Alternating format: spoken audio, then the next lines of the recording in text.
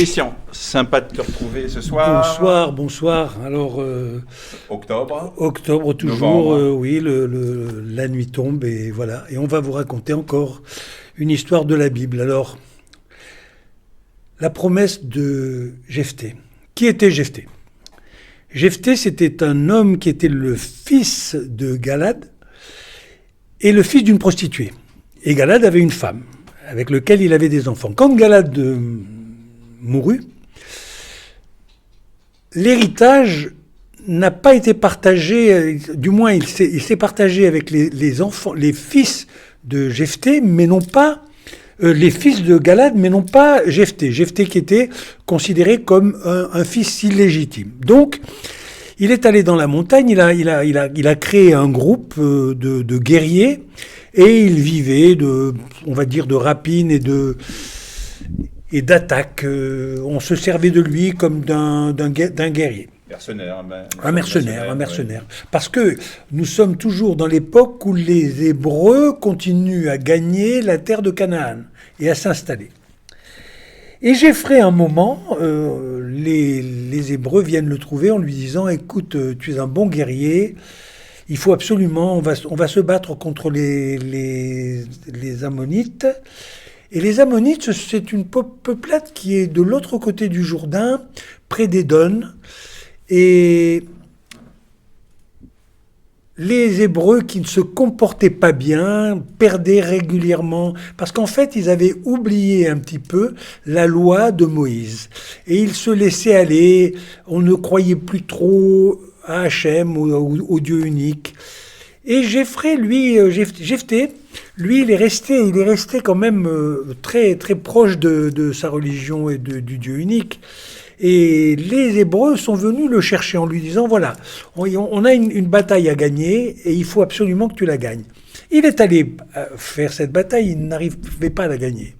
Et il s'est tourné vers le ciel, il a dit, Dieu, aide-moi à gagner cette bataille. Et si je gagne cette bataille, quand je rentrerai chez moi, la première personne qui sort de ma maison, je vous l'offrirai en holocauste.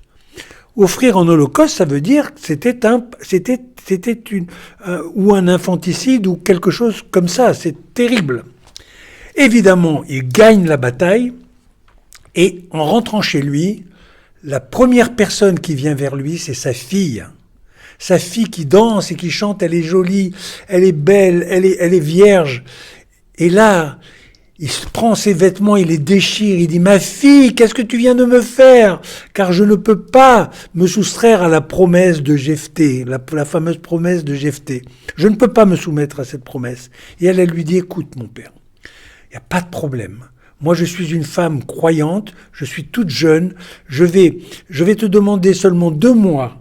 Je vais partir dans la montagne, prier avec mes amis, et quand je redescendrai de la montagne, tu pourras me mettre en holocauste. » Évidemment, il est très malheureux. Elle s'en va dans la montagne, et quand elle redescend de la montagne, en fait, toutes les femmes de cette époque-là, maintenant, tous les ans, toutes les femmes juives se tournent vers la fille de Jephthé pour sanctifier cette petite jeune fille qui va se sacrifier.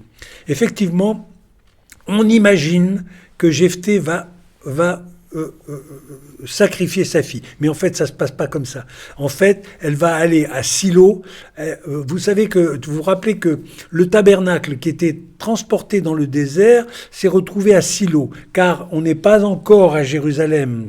Nous y arrivons là. Nous allons arriver là, aux prochaines vidéos. On aura le premier roi de Jérusalem, le premier roi qui sera Saül, le deuxième roi David et le troisième roi Salomon, et on arrivera à Jérusalem. Pour l'instant, le tabernacle qui était promené dans tout le désert, il est à Silo. Il est à Silo, pas très loin des Philistins. D'ailleurs, les Philistins vont s'en emparer. Voilà. Et cette petite jeune fille, elle va près de Silo et elle va donner toute sa vie, et elle va rester toute sa vie à servir le Seigneur qui est le Dieu unique. Voilà l'histoire de Jephthé. C'est un engagement, c'est l'engagement d'un homme, la parole. Alors, j'ai une petite phrase qui, à mon avis, illustre cette petite histoire. L'engagement est ce qui transforme une promesse en réalité. C'est d'Abraham Lincoln.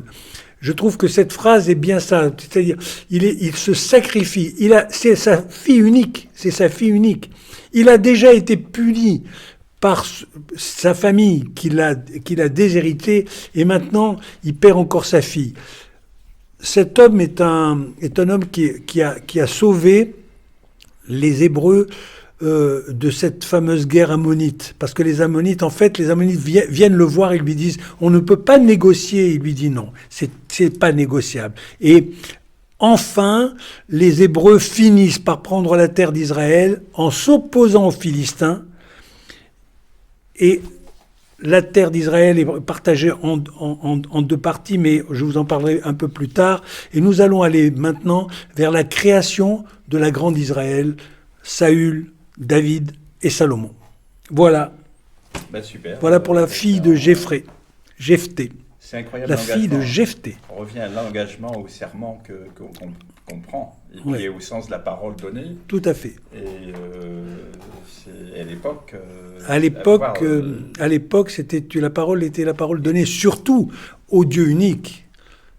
Et de prendre un tel engagement comme ça, quelles qu'en soient les conséquences. Bien sûr, il ne s'attendait pas du tout à voir sa fille adorée, sa seule fille, belle, qui dansait, parce lui, rentre de la guerre vainqueur, acclamé par tout le monde, et elle, très fière, elle vient. Et dans un premier temps, elle va être très triste, parce qu'elle va quitter d'abord son père qu'elle aime, particulièrement. On sait l'attachement qu'ont les filles avec leur père. Et deuxièmement, elle va perdre toute sa famille. Et elle était heureuse, cette petite. Elle était heureuse. Et elle va aller vers le tabernacle. Et elle va donner sa vie à la servitude du tabernacle pour le grand architecte de l'univers. Voilà. Voilà. Bah, écoutez, des pouces, comme d'habitude, des pouces. Un épisode un peu plus court que d'habitude. Mais elle est plus courte parce que cette petite histoire est intéressante. Elle est courte parce que c'est vraiment la promesse de Jephthé. Jephthé, ce fils de prostituée. Vous avez remarqué, dans la Bible, il y a très souvent le mal et le bien, toujours. Qui cohabitent. Toujours dualité, le mal et le bien, pour créer en fait la promesse. Et en même temps, c'est le reflet de la vie. Parce que c'est très réel, tout ça, c'est très réel. Tout à fait. Un homme qui a une double vie, qui a un premier foyer, un deuxième foyer, on va dire, illégitime. Bien sûr.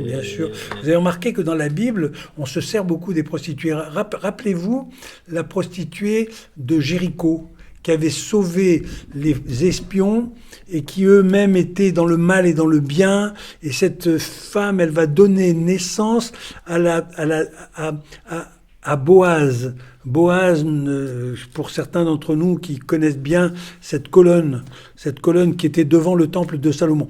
On va bientôt arriver au temple de Salomon. À la prochaine vidéo, on va passer au premier roi d'Israël, Saül.